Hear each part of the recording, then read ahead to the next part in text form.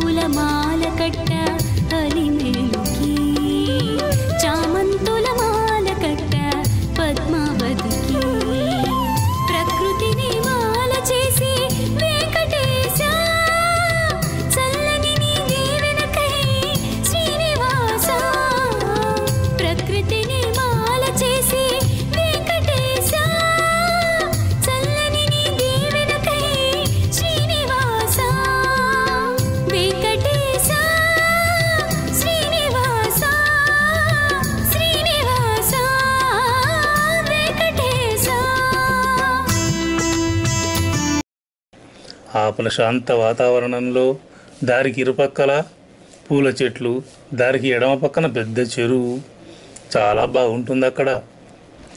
ఆ కొండలలో వెలిసిన జగన్నాథుడికి 4 అంతస్తులలో గుడిని నిర్మించారు. ఈ అంతస్తులో వెంకటేశ్వర స్వామి నెలకొని ఉన్నాడు. వరంగల్ జిల్లా మహబూబాబాద్కు అతి చేరువలో 5 కిలోమీటర్ల దూరంలో ఉన్న అనంతాద్రి ఆ ప్రాంత వాసులకు అత్యంత ప్రీతికరమైనది.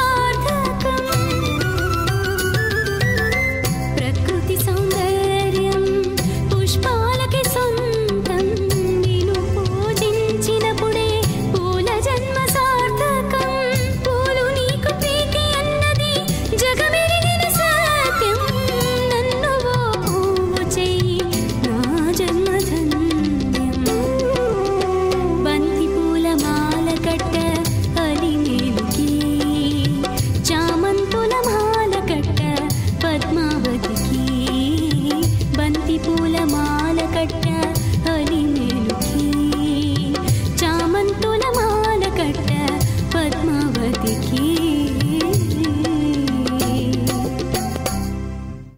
దేవాలయ పైభాగంలో సీతారాముల గుడి ఉంది. భక్తులు స్వామికి కొబ్బరికాయ కొట్టి తమ కోరికలు విన్నవించుకుంటారు.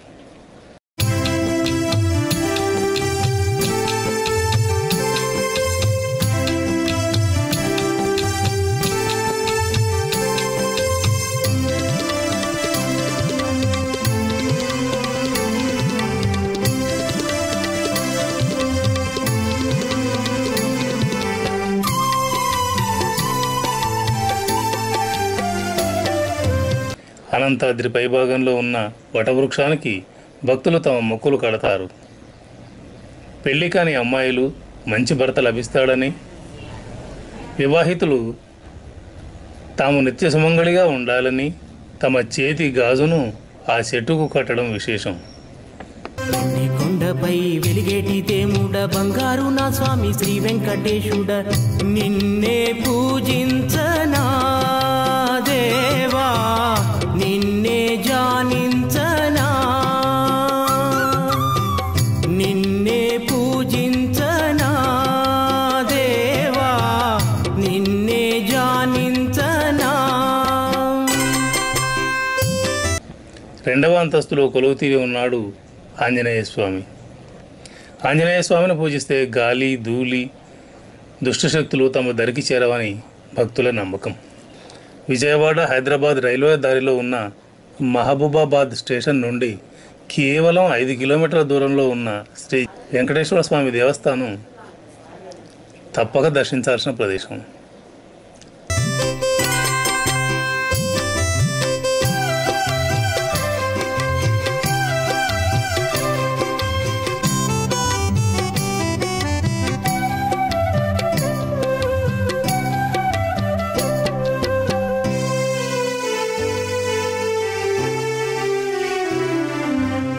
మనసులో నీవుంటే ముచ్చటలు తీర్చనా, ముచ్చటైన మొక్కులతో నీకు ప్రీతి కూర్చనా.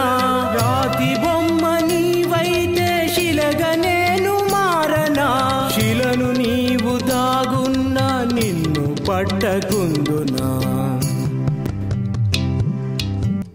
కొండపై వెలిగేటి దేముడ బంగారు నా స్వామి శ్రీ వెంకటేశుడ, నిన్నే పూజించనా దేవా, నిన్నే జానించనా, నిన్నే పూజించనా దేవా, నిన్నే జానించనా.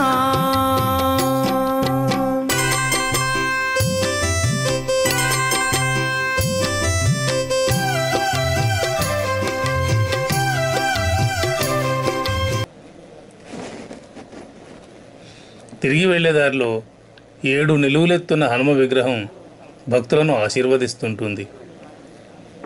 ఆయన ఆశీస్సులను మదినిండా నింపుకొని ఆత్మవిశ్వాసంతో ఇంటికి వెళతారు భక్తులు.